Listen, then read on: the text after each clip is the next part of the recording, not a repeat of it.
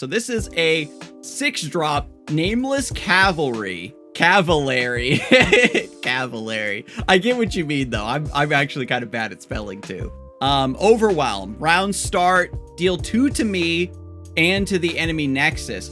This is actually kind of strong. No, it's totally fine. It's totally fine, Luigi. I have a lot of the community does not speak English as their first language. And like we've said before, English is literally 3 or 4 languages stacked on top of each other wearing a trench coat. So like even attempting to learn English is good enough. Like you need to know English to understand like all the stupid memes on the internet these days. So kudos to y'all for learning this dog shit language. But anyway, this card, I saw in the Discord server that there was some discussion that this card might actually be really weak, but I think this card is actually super good. I think that this just adds a lot of solid like damage over time for Noxus. Yeah, Soraka Noxus, this opens up, I think, a lot. And this thing has Overwhelm, so like it's still a decent threat in its own right. Where does this art come from? This is a zoomed in crop from another card. I think it's the background of Basilisk Rider, but I think that just slamming this down and having passive Nexus damage is super good because this curves right after Swain. So you play Swain on 5 and then you play Cavalry Fallen Rider. It's from one of those cards, I think. The 7-mana Basilisk Rider. Hang on. I don't even remember a card like that existing. Oh, Basilisk Bloodseeker. Oh yeah, this card. This fucking card. Oh my god, I completely forgot this card existed. People used to run this with Scarmother Vrina. I remember running this card in Scarmother. Because you get to deal you get to proc Scargrounds 4 times in a row. Oh my god. And then you get to deal 4 damage to another enemy. This card is I gotta remember this card exists. This card is probably way better than we're giving it credit for. Playing Swain on curve is bait. To be fair, the times where playing Swain on curve matters is very low. But in the right deck, where Swain is leveled up on curve, then curving Swain into Nameless Cavalry could set up like a really strong hit. But like I said, I think that this card is actually really, really good. And like Noxus Targon with healing could really keep this guy topped off. And then suddenly you have passive burn. Like I'm the sort of player that respects repeated burn effects like this. Essentially, I understand how powerful mechanics like that traditionally are in games, and this is a sort of card that doesn't catch your eye at first, but if a deck that could properly abuse this was figured out, we would all hate this card, trust. Like I'm really shocked that Pterodactyl is not like ruling the metagame, and if Swain Teemo wasn't getting inadvertently nerfed over and over again, then Pterodactyl would probably be a much bigger hated thing in the metagame. You could give it regen with Freljord. Yeah, that's what I'm talking about. Like this opens up like Freljord Noxus stuff. Oh yeah, we can't get this off of Loping Telescope. Oh my. But yeah, I actually do really like this card. Like this looks like just a solid card that they would just add to the game. This doesn't actually strike me as a custom card, oddly enough. This just looks like a solid, like just good ass normal card. And also big shout out to repurposing some art. Next up is Perfect Pitcher. 6 mana 4/3 with quick attack. Play, I strike the strongest enemy. If it died, recast this effect. Maximum 3. So this is a one-sided strike. So it's a 6 mana 4/3 that deals 4 damage to something. And then if it dies, it deals 4 damage to another and down the road. And recasting this effect. Do we have any effects like this in the game currently, where you select a target and then something happens and you select another target? Also, yeah, the human tag. This is like a JoJo's character or something. That's what it looks like to me. But this card is godlike. This card is absolutely godlike. This is from Mighty Taurus, it looks like. There's a little signature here.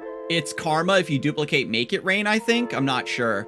But basically, oh, wait. Never mind. You don't have to, because it's worded as strike the strongest enemy, you don't have to reselect the target. It'll just naturally go down the line as strongest, the next strongest, the next strongest. This is very, very strong. No, strike the strongest. I like this as strike the strongest because it means that if you have one big thing in play, you could potentially not get wiped by perfect pitcher. Yeah, this thing is like Pike. This is actually a back-breaking card. If this resolves, a 6-mana 4/3 that kills 3 things when it comes into play is absurd. This thing is like minus Swiftfoot, right? The back-breaking potential that we saw for like Death from Below, Old Rasa the Sunderer, minus Swiftfoot, like the ability to play one card that establishes a decent threat in play while also removing a few threats from your opponent simultaneously is incredibly strong.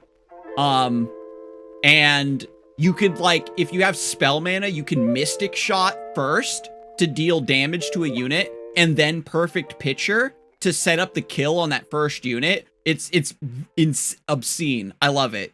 This card is, I'd probably lower it to like a 3/3, and you could make this kind of like a swarmy bully card. I think that 4 is maybe a bit has like too many good targets, I think. And, you know, the other saving grace is that the play effect is like interactable, so it goes on the stack, so you can like buff your units to play around this. You can just negate it or deny it.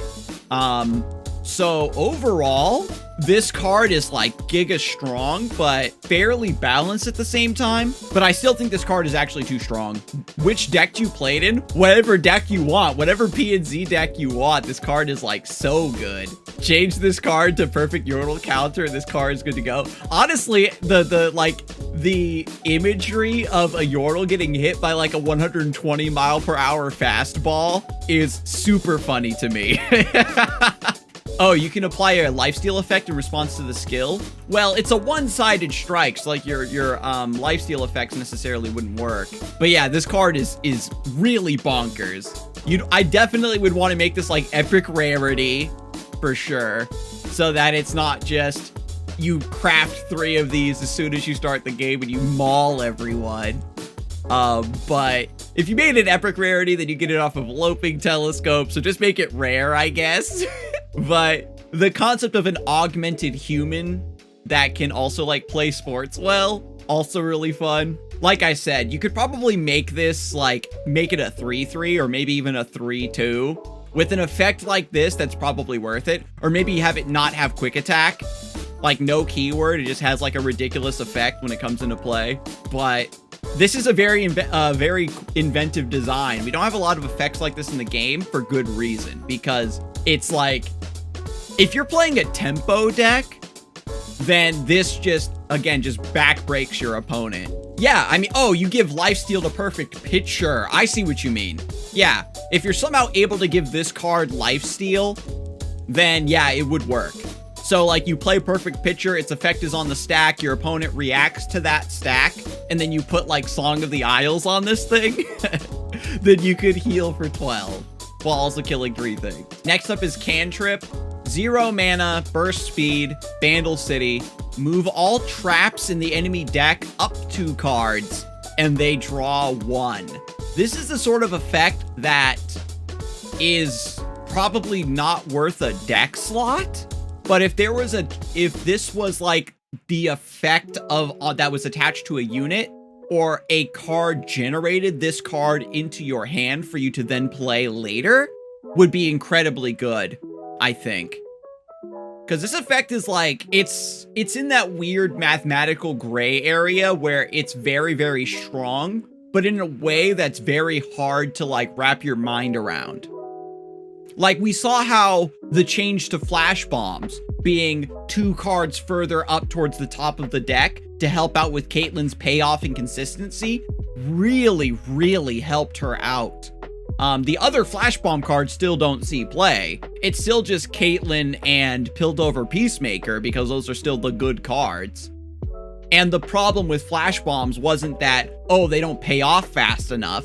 It was the fact that the cards that put flash bombs in the deck are bad, like Justice Rider and Sting Officer and Advanced Intel or whatever it's called. But like I said, this is the card that's like not worth a deck slot.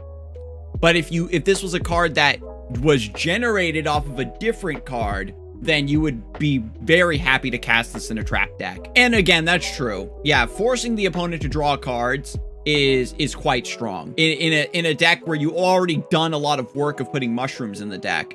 Next up, Small Fry, 3 mana, 3/3 to play me. An ally captures me and is granted my stats. This one I think is meant to be a little bit of a joke to kind of help out Tahm Kench, because this is essentially attach. Except when the unit dies, you get the Small Fry back in play. So there's some subtlety there, where it's attach, where instead of the unit going back into your hand, it comes back into play. So 3 mana, 3/3, grant an ally +3/+3, last breath, summon a 3/3 is probably a lot stronger than you might realize when you first think about it. This helps Tahm Kench level up a little bit faster, but there are certain, and this is like a focus speed buff. It's like, it takes an action, but your opponent can't interact with that action. So it's attach speed, essentially, right? In Shadow Isles, basically, play, get a 6/6, but it's split. Exactly. All the rest of the flash bomb generating cards suck.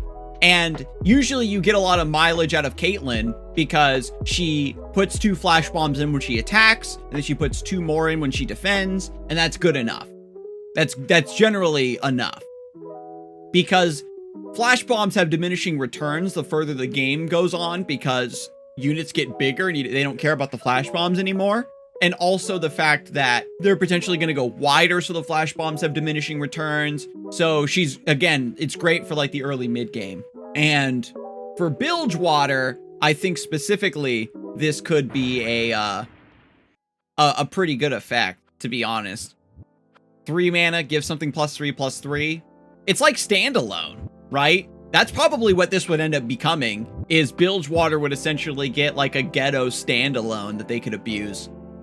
And then when you kill the unit, you get a 3/3 directly into play. So you still have a blocker. This is actually incredibly strong, I think. This card is cool. You put it in Fizz and make people very angry. Oh my god, right? Like being able to give massive stats to like Fizz. Heavens to Betsy. Hemo Plague, 6 mana, fast speed for Noxus. Deal 6 to an ally or your Nexus to deal 4 to an enemy and 2 to another. This is a very wild effect. It doesn't really speak Hemo Plague to me. Hemo Plague is Vladimir's ultimate from League of Legends, by the way, where he puts it on an enemy, and then after a certain delay, they kind of explode, and then he gets a burst of healing, depending on how many people he was able to catch in that AoE of the Hemo Plague. But repurposing that as a self-damaging kind of effect, and then removing 2 targets could be quite good. I don't think that this card would see play, unfortunately. It doesn't hit face, it's just there for kind of controlling the board. And once you get up into like 6 mana, Noxus is going to be looking at stuff like Reckoning, stuff like Decisive Maneuver potentially, stuff like Shunpo, that's going to kind of translate more directly to a win, rather than I potentially kill 2 enemies, but I have to sacrifice one of my own units. Like dealing 6 to an ally is a death sentence, right? Against pretty much everything. So you could maybe lower the cost of this, and it feels like a pseudo Shadow Isles kind of effect where you destroy an ally to deal damage in an AoE, because Hearthstone had that. I forget the name of the card, but it was a Warlock spell. It was called like Shadow Flame, I think, where like you destroy an ally and then its attack damage is dealt in an AoE against all the enemy units. Yeah. And for self-damage as well, the unit wants to survive that damage. So this design probably just needs some numbers shifted around. I don't disagree with the concept of this card. I think just the numbers are wrong. If it was like deal 3 to an ally, to deal 3 to an enemy and 2 to another, maybe something like that, where it still has like kind of a big payoff. 6 mana is also a lot to commit. Oh yeah, you wouldn't want this to be able to hit the Nexus. I get it. It would be like a gigantic Noxian Fervor, right? Kill an ally. Because like Noxian Fervor deal 3 to an ally is essentially the same thing of killing an ally because it's running decks that run a lot of small stuff anyway. So you could maybe change some numbers around on this, and maybe call it something else. Because again, Hemoplague, I think, has like a very specific kind of effect it wants to be if they ever were to bring it over. Scarzig, an elite, 1 mana, 1/3. And fun fact, in Duelist, Scarzig was a 3 mana, 1/3. When I slay an enemy, grant me +1/+1 and a random keyword. This is actually kind of dastardly. A 1 mana, 1/3 elite, I feel like is pretty playable. Because this is gonna farm 1/1s and 2/1s.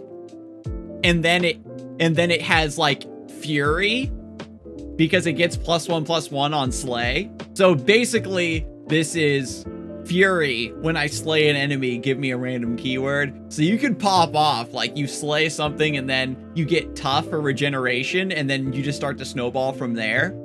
And then with the elite synergy, there's potential to play this with Battlesmith to make it a 2/4. If they were to add a card like this to the game, it would probably be a 1/2 like Saga Seeker. And it's funny because everybody hates Saga Seeker. Everybody hates 1-drops that scale up like that. And at the very least, this deck does need to put in work. It does need to put itself in danger to get those slays. And then if this were to naturally gain Fury, yeah, then it would get +2/+2. So the snowball potential is really funny. But yeah, I do like this design a lot. It's got some problems with like snowball potential, but I would maybe want to have like a different idea than random keyword, right? Demacia Swift Assistance. 1 mana burst speed, manifest a Swift Wing unit. This! Oh my god. This is exactly the kind of card that Demacia wants. Where you don't want to give Demacia card draw, but giving them something like this, where it just gives you a unit, but like a flexible unit, is super good. What are all the Swiftwing units? Swiftwing Lancer, Swiftwing, what are all this? There's Swiftwing and Silverwing. Swiftwing Flight, Swiftwing Lancer. Swiftwing Flight generates a Silverwing Vanguard. So it's 1 mana, get a Swiftwing Flight or a Swiftwing Lancer right now. But if we wanted to kind of open that up to like, you know, a Griffin, you know, kind of unit, being able to get Swiftwing Lancer, Swiftwing Flight, Silverwing Vanguard, maybe a Silverwing Diver. Like when I first looked at the card, I assumed it was like these 4 cards and maybe like one other I was forgetting. But with 1 or 2 more like Swiftwing or Silverwing units, like that card would be like really, really strong. Just like birds in general. Are these Griffins technically? I never really, or does Lady of Clouds go in this category? You know what I mean? No, they're just like giant birds. They aren't Griffins. They're like, yeah, but something like this would be really cool because again, like Swiftwing Flight is like a card that is this close to being playable. Like if this card was able to like buff itself when it attacked, or it had like it was like a 3/3 base stats, this card would be so good for Demacia and be basically what Demacia wants, where it's dangerous to give Demacia card draw, but giving them cards that give them other cards is a good way to shore up their like board-based strategy, like the way Bandle City would do. Like with Swiftwing Lancer, giving you an elite, Swiftwing Flight, giving you the ability to kind of flex into different cards depending on the situation. And then, you know, Vanguard Redeemer being conditional card draw.